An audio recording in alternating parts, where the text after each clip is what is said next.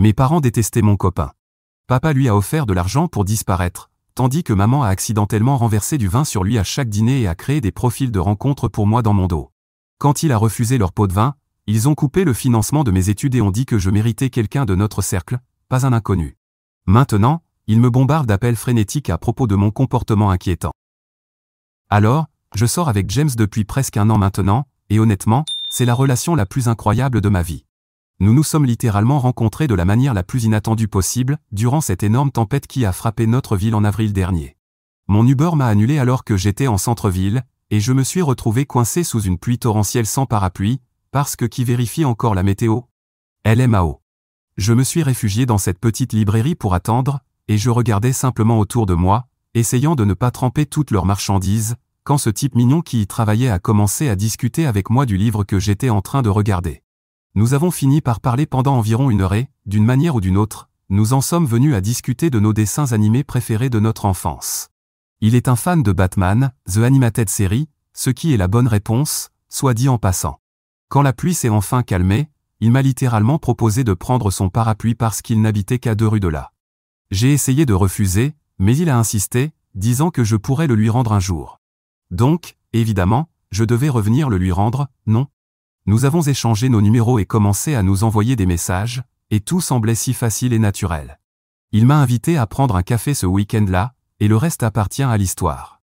James est littéralement la personne la plus adorable que j'ai jamais rencontrée. Il est intelligent, drôle, travailleur et me traite avec tant de respect. Il ne vient pas d'un milieu aisé, pas du tout. Il a grandi avec une mère célibataire dans un quartier difficile et a payé ses études en école communautaire tout en travaillant à temps plein. J'admire tellement son éthique de travail, cet homme ne se plaint jamais, même quand les choses sont difficiles. Voici où commencent mes problèmes, mes parents. Eh bien, ils ne sont pas exactement snobs, mais ils ont définitivement des attentes quant à qui je devrais fréquenter. Nous ne sommes pas super riches ou quoi que ce soit, mais mon père a réussi, et ma mère vient d'une vieille famille, quoi que cela signifie aux États-Unis, LMAO. Ils ont payé mon éducation dans une école privée et mes frais de scolarité dans une école d'art assez chère, ce dont je suis reconnaissante, mais ils agissent comme si cela signifiait qu'ils avaient leur mot à dire sur toutes mes décisions. Lorsque j'ai mentionné James pour la première fois, ils semblaient sceptiques mais ont dit qu'ils avaient hâte de le rencontrer. J'aurais dû savoir que quelque chose se tramait parce que ma mère a immédiatement demandé où il avait étudié et ce que faisaient ses parents. Quand je lui ai dit qu'il était allé à l'école communautaire et que sa mère était aide-soignante, elle a eu cette expression sur son visage. Le premier dîner avec mes parents a été un désastre total. Ma mère a accidentellement renversé du vin rouge sur la chemise de James dans les 10 premières minutes après son arrivée. Il a été très gracieux à ce sujet, en riant et en disant que ce n'était pas sa chemise d'entretien de toute façon. Mais ensuite, elle l'a fait à nouveau au dîner suivant, 2 semaines plus tard. Sérieusement, comment peut-on accidentellement renverser du vin sur la même personne 2 fois? Et les 2 fois, elle s'est à peine excusée, elle lui a juste tendu une serviette et a fait une remarque du genre « certaines tâches ne partent jamais ». Après cela, les choses ont empiré. Ma mère a commencé à m'envoyer des liens vers des applications de rencontres, juste pour le fun, et des articles expliquant que les relations formées au début de la vingtaine ne durent généralement pas. Puis la semaine dernière, j'ai emprunté son iPad pour chercher quelque chose, et devinez ce que j'ai trouvé? Des profils de rencontres. Pour moi. Sur 3 applications différentes. Avec des photos récentes qu'elle avait dû prendre sur mon Instagram. Et des bios super cringe qui me faisaient passer pour une fille cherchant un mari avec un fond en fiducie ou quelque chose du genre. Quand je l'ai confrontée, elle a essayé de se défendre, disant qu'elle gardait simplement mes options ouvertes et que James semblait gentil mais pas tout à fait adapté à long terme. J'étais furieuse. J'ai frappé le comptoir et lui ai dit que c'était complètement inapproprié et intrusif. Elle a pris un air blessé et a dit qu'elle ne pensait qu'à mon avenir. Je suis littéralement sorti en claquant la porte si fort qu'un cadre est tombé du mur. Bien. Peut-être que cela lui fera comprendre à quel point je suis sérieuse. Ensuite, au dîner du dimanche, oui, ma famille fait encore des dîners du dimanche forcés, mon père a commencé à faire des commentaires sur le fait que la librairie de James n'était probablement pas viable à l'ère numérique, avec Amazon qui domine tout. Il a demandé si James avait envisagé une carrière plus stable. Maman est intervenue en me demandant si j'étais vraiment sûr de vouloir m'installer si jeune et m'a rappelé que ma cousine Teresa venait de se fiancer à un gars dont la famille possède la moitié de l'immobilier de leur ville. James a été d'une patience incroyable à travers tout cela, vraiment un niveau de patience de saint. Il continue de dire qu'il comprend qu'ils sont juste protecteurs envers moi, mais je vois bien que ça commence à le peser. La semaine dernière, après le dîner, il était très silencieux sur le chemin du retour. Quand je lui ai demandé ce qui n'allait pas, il a juste soupiré et dit. Je ne pense pas que tes parents me verront jamais comme quelqu'un de bien pour toi. Cela m'a brisé le cœur, parce qu'il est bien assez pour moi, il est mieux que bien. La goutte d'eau qui a fait déborder le vase est arrivée hier soir lorsque j'étais chez mes parents, en train d'aider mon père à configurer son nouveau MacBook, parce qu'apparemment, être âgé de moins de 30 ans fait automatiquement de moi un technicien informatique. Je suis allé dans la cuisine pour prendre un verre d'eau et j'ai entendu mes parents parler. Mon père a littéralement dit, ce garçon ne fait que l'utiliser. Il doit l'avoir comme son ticket de repas. Ma mère a approuvé et a dit qu'il devait intervenir avant que cela ne devienne trop sérieux. J'étais tellement choqué que j'ai lâché mon verre, qui s'est brisé sur le sol. Ils sont tous les deux accourus et m'ont vu là, debout, les larmes coulant sur mon visage. Au lieu de s'excuser, mon père a enfoncé le clou. Il a dit qu'ils étaient juste préoccupés par ma stabilité financière future et que je méritais quelqu'un de notre cercle. J'ai perdu mon sang-froid. Vraiment perdu mon sang-froid. Je leur ai dit que James ne m'avait jamais demandé d'argent ni profité de moi d'aucune manière. S'il y a bien une chose qui le caractérise, c'est son indépendance agaçante, il insiste toujours pour payer sa part, même si je gagne actuellement plus que lui avec mon travail en freelance. Il soutient mes objectifs, s'intéresse sincèrement à ce que je fais. Il se souvient des moindres détails des choses que j'aime et me surprend avec des cadeaux attentionnés qui ne coûtent presque rien mais qui signifient énormément. Je leur ai dit qu'ils étaient élitistes et jugeaient sans raison, et que s'ils ne pouvaient pas respecter mes choix, alors ils n'avaient plus rien à faire dans ma vie personnelle. Ma mère a eu l'audace de me dire, nous essayons juste de te protéger d'une erreur. Je lui ai répondu que la seule erreur serait de les laisser me harceler jusqu'à ce que je mette fin à la meilleure relation que j'ai jamais eue. Mon père est devenu tout rouge et m'a accusé d'être dramatique et ingrate après tout ce qu'ils avaient fait pour moi. J'ai attrapé mes affaires et je suis parti, ignorant ma mère qui m'appelait derrière moi. Plus tard, je leur ai envoyé un message disant que j'avais besoin d'espace, mais ils n'ont cessé de me bombarder de longs paragraphes sur comment je suis en train de gâcher mon avenir et comment je suis manipulé. Je pense sérieusement à emménager avec James, mais j'ai peur de ce que mes parents pourraient faire. Ils paient encore une partie de mon prêt étudiant, et je suis sur leur forfait téléphonique et leur assurance santé jusqu'à l'année prochaine. Je ne veux pas être dépendante financièrement d'eux, mais soyons honnêtes, mes revenus en freelance ne couvrent pas encore tout. Quelqu'un a-t-il déjà eu affaire à des parents comme ça? James me dit que je devrais essayer de leur parler calmement une dernière fois, mais honnêtement, j'ai peur de finir par hurler ou pleurer. Ou les deux.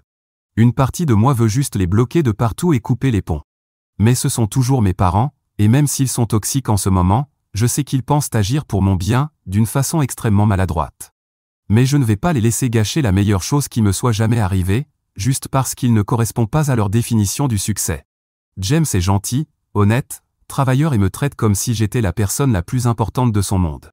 Cela vaut plus que n'importe quel diplôme prestigieux ou connexion familiale. Dois-je les affronter directement? Je crains que si j'emménage avec James, il me coupe complètement les vivres, et même si ce serait dur, peut-être que ce serait le prix de ma liberté.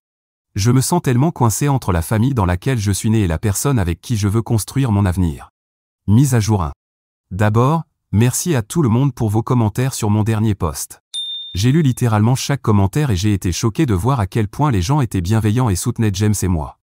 J'ai montré certains messages à James, et il est resté silencieux pendant un moment avant de dire que ça faisait du bien de voir que des gens étaient de notre côté. Ça m'a fait réaliser qu'on devait avoir une conversation plus sérieuse, parce que quelque chose n'allait clairement pas avec lui. Le soir après mon post, on était chez lui à regarder des vidéos YouTube et, pendant une pause, je lui ai carrément demandé si quelque chose le tracassait en dehors du comportement évident de mes parents. Et là, il a eu l'air vraiment mal à l'aise et m'a dit, il y a quelque chose que je dois te dire, mais je ne savais pas comment. Il s'avère que la semaine dernière, mon père a appelé James pour lui proposer de se rencontrer autour d'un café. James a cru que peut-être mon père faisait enfin un effort pour apprendre à le connaître, alors il a accepté. Mais une fois au Starbucks, après à peine 5 minutes de conversation banale, mon père a sorti un chèque de $10 000 et l'a glissé sur la table. Il lui a dit qu'il lui offrait cet argent pour qu'il me quitte et disparaisse de ma vie. Comme dans un film de mafia. James m'a dit qu'il était resté figé, complètement sous le choc, avant de repousser le chèque et de dire qu'il n'était pas intéressé. Mon père, furieux, lui a alors proposé $15 000. J'étais littéralement sans voix. Je savais que mes parents étaient affreux à son sujet, mais ça? C'est du niveau psychopathe. James m'a dit qu'il avait répondu à mon père qu'il m'aimait et n'allait nulle part. Et mon père l'a menacé, en disant quelque chose du genre « les hommes comme toi finissent toujours par partir quand quelque chose de mieux se présente ».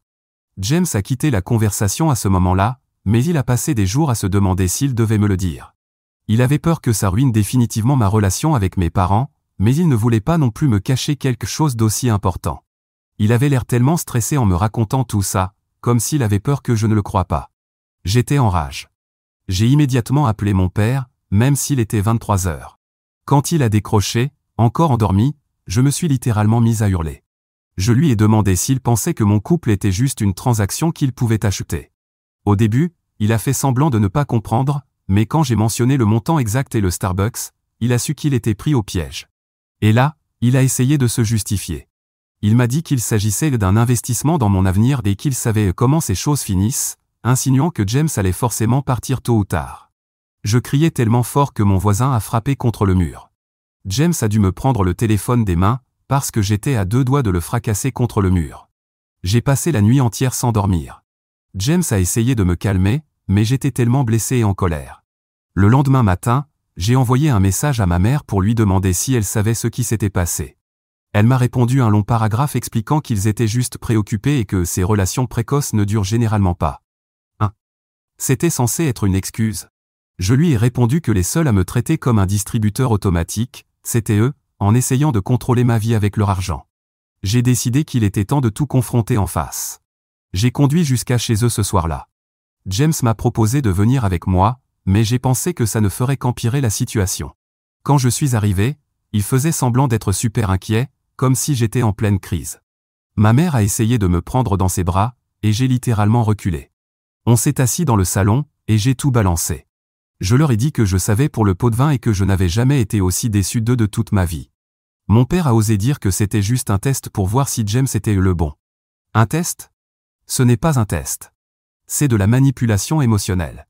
Ma mère s'est mise à pleurer, sa stratégie préférée quand elle commence à perdre une dispute, et a dit qu'il voulait juste ce qu'il y avait de mieux pour moi. Je leur ai demandé, qu'est-ce que James a de mal, exactement ? Il est gentil, travailleur, honnête et il me soutient. Mon père a eu l'audace de dire. Il ne fait pas partie de notre cercle. Tu mérites quelqu'un avec un bagage et des connexions qui t'aideront dans ton avenir, pas quelqu'un qui te freine. J'ai éclaté de rire en pleine dispute. Je lui ai dit que James ne m'a jamais freiné, il est la seule personne qui me soutient à 100%. J'ai demandé si par notre cercle il entendait les gens riches, parce que c'est bien la seule chose qu'il reproche à James. C'est là que ma mère s'est énervée et m'a dit que l'amour ne paie pas les factures.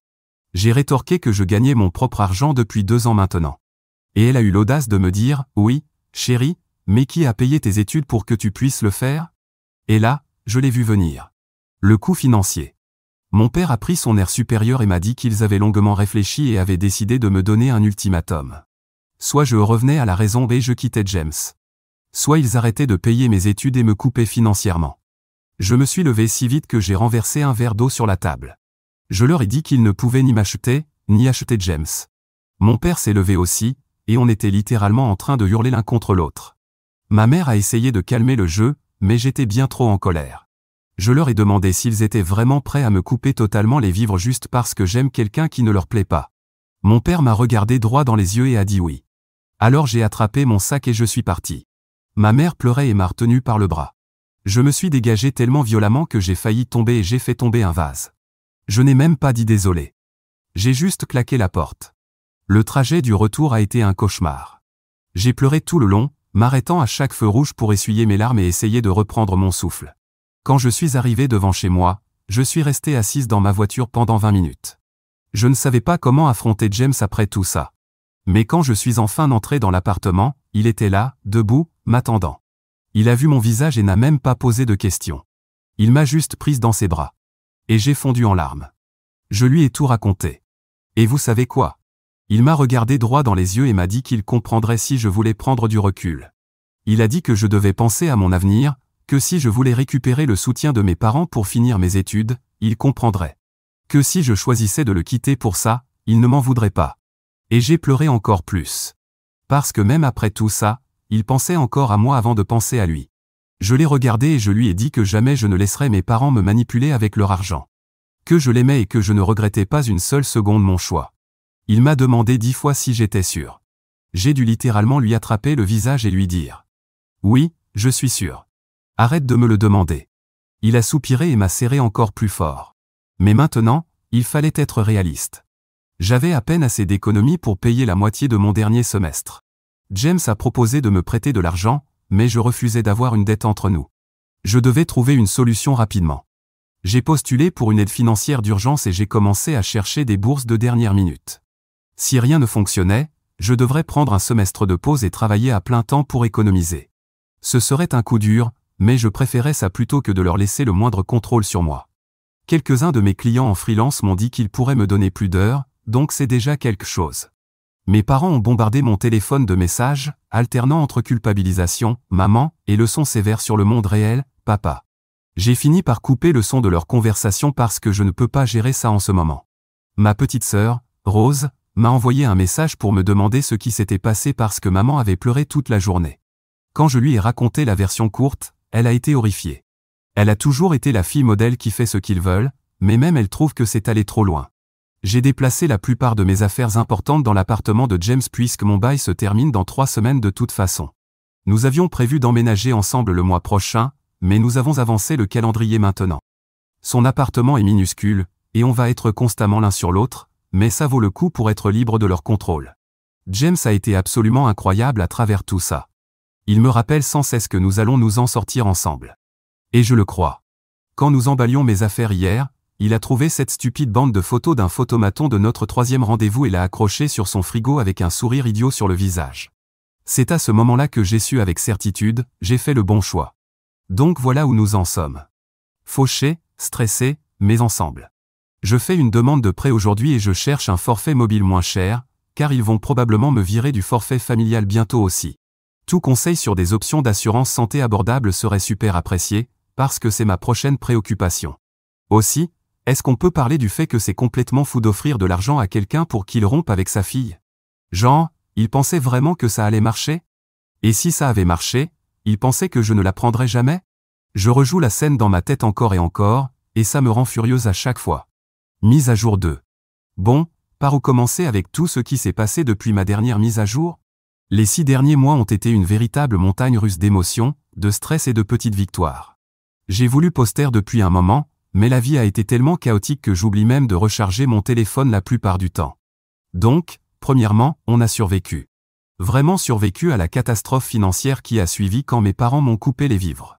Ce n'était ni beau ni facile, mais on est toujours là, toujours ensemble, et honnêtement, d'une certaine manière étrange, je suis presque reconnaissante pour ce qui s'est passé.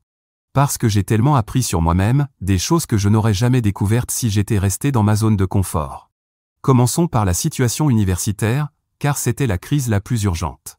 Après une tonne de mai paniqués et 3 réunions différentes avec le bureau des aides financières, j'ai réussi à réunir suffisamment d'aides d'urgence et de prêts pour couvrir mon dernier semestre.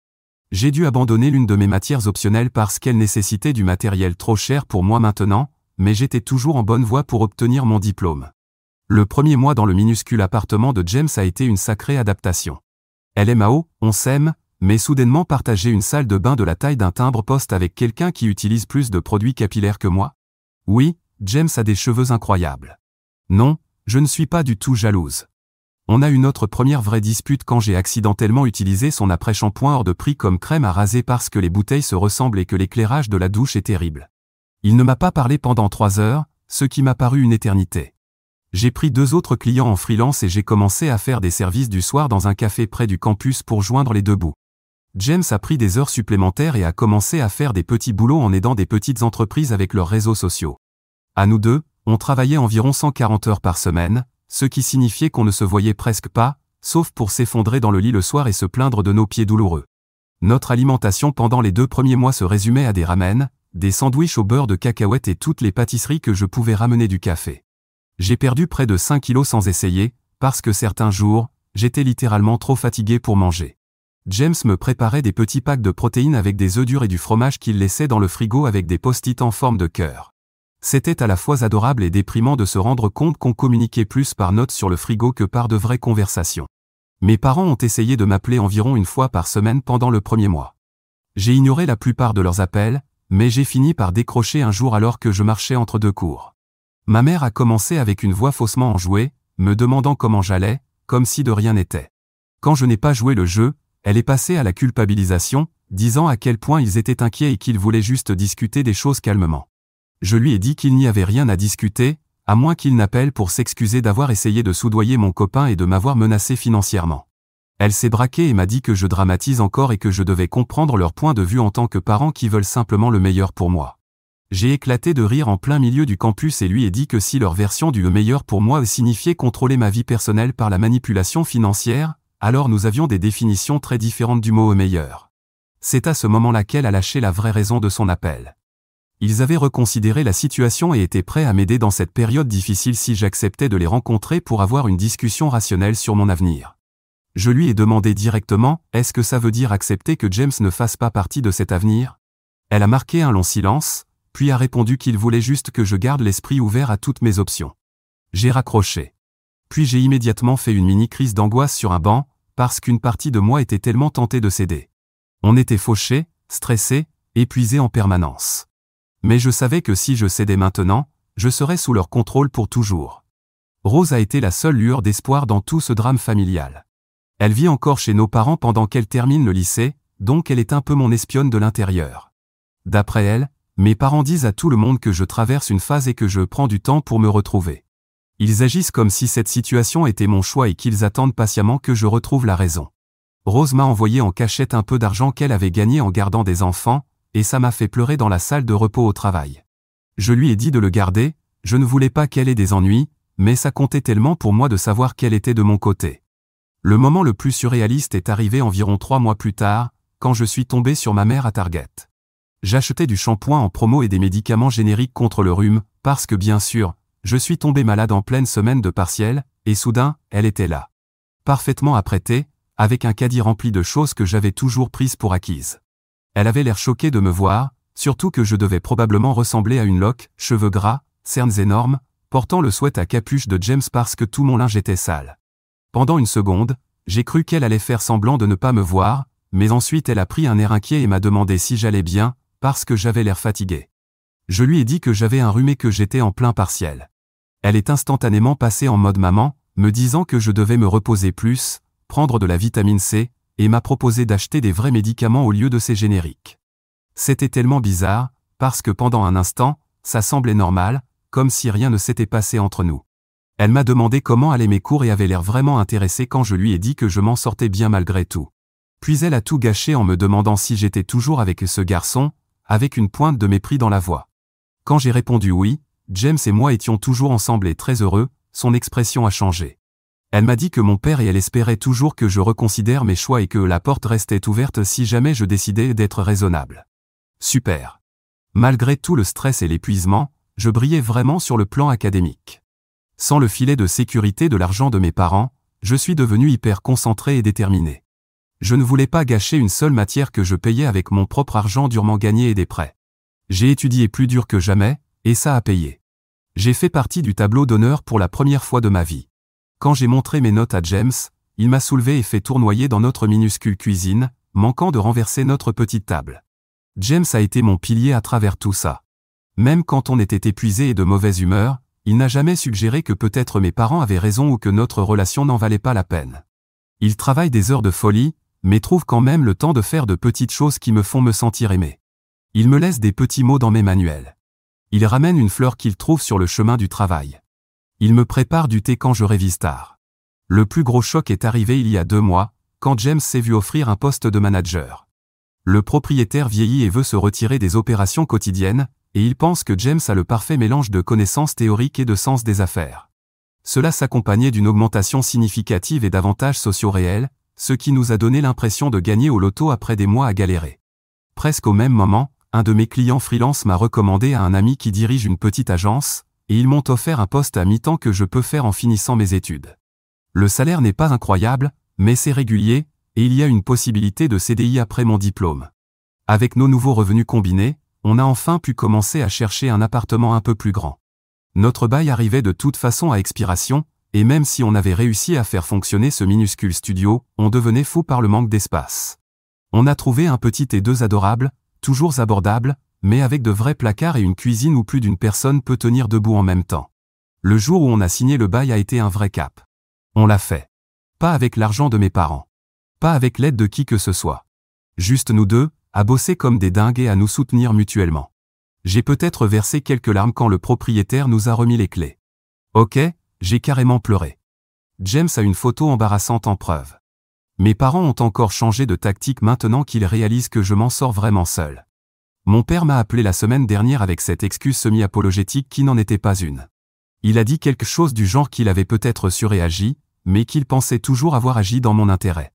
Puis il a tenté mine de rien de me parler du fils de son ami Jeffrey, qui est de retour en ville après avoir fini ses études de droit, et m'a demandé si je me souvenais de lui du gala du country club, il y a des années. J'ai cru halluciner. Après tout ça, il essayait encore de me caser avec quelqu'un de leur cercle.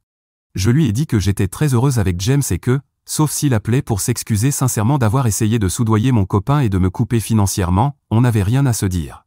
Il s'est braqué, m'a dit que je gâchais des opportunités, et j'ai simplement raccroché.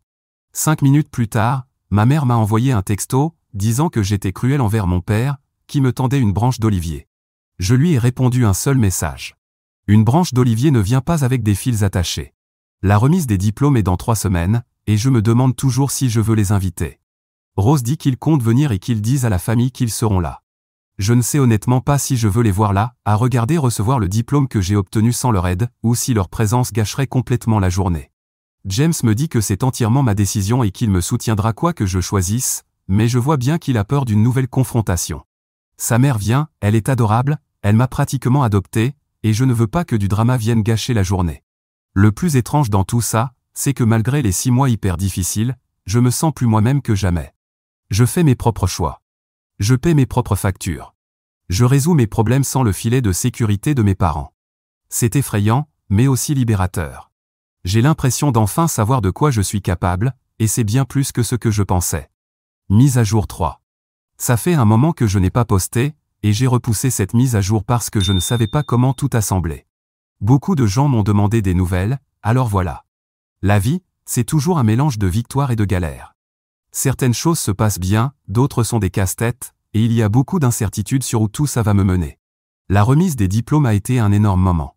J'ai hésité à inviter mes parents, et finalement, je leur ai envoyé une invitation, pas parce que j'étais passé au-dessus de tout ça, mais parce que je ne voulais pas regretter de ne pas leur avoir donné la chance de voir que j'y étais arrivé sans leur aide.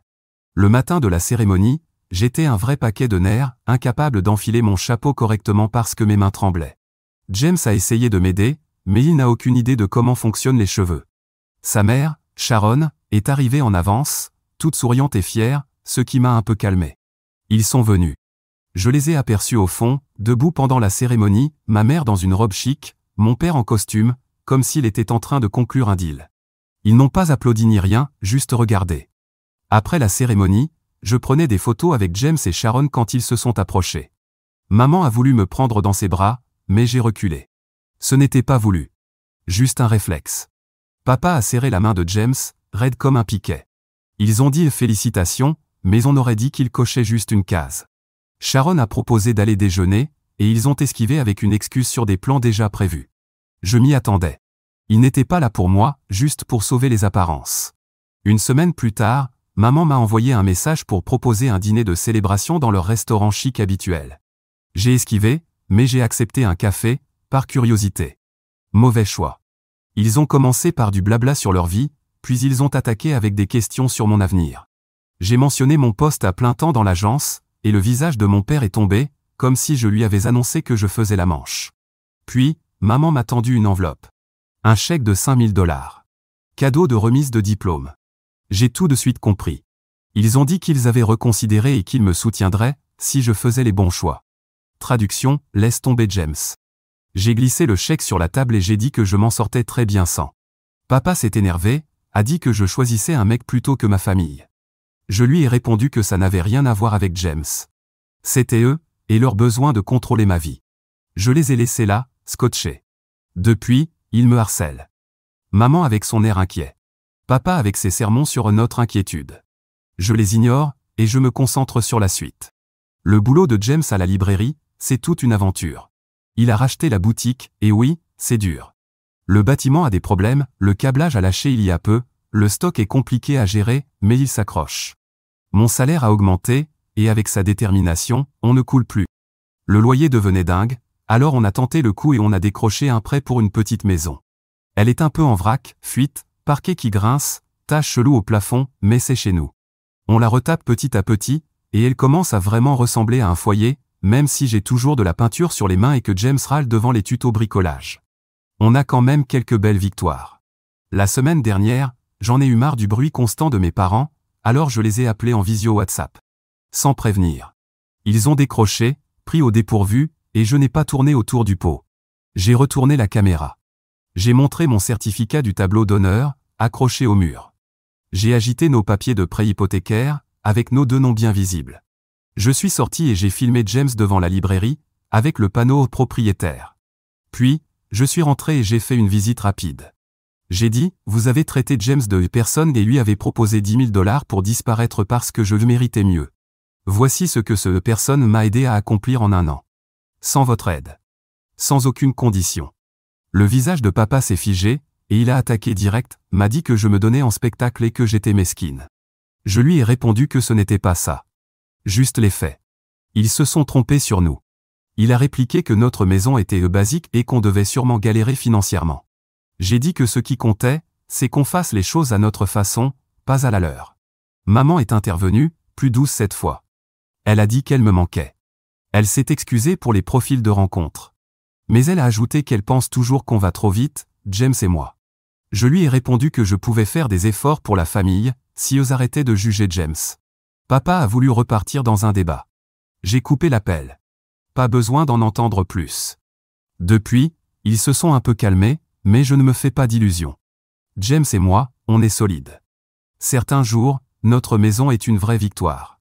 D'autres, on est crevé et on s'accroche pour des broutilles. Mais on apprend au fur et à mesure. La librairie, c'est du boulot. L'argent, c'est pas encore Byzance. Et mes parents, ils sont toujours là, figés dans leurs idées. Je ne sais pas s'ils comprendront un jour. Ou si je cesserai un jour de me sentir étrange à leur sujet. Mais je sais une chose. Je préfère être ici, dans cette vie un peu chaotique, belle et imparfaite, avec quelqu'un qui me choisit chaque jour. Plutôt que dans une cage dorée, à vivre une vie qui n'a jamais été vraiment la mienne.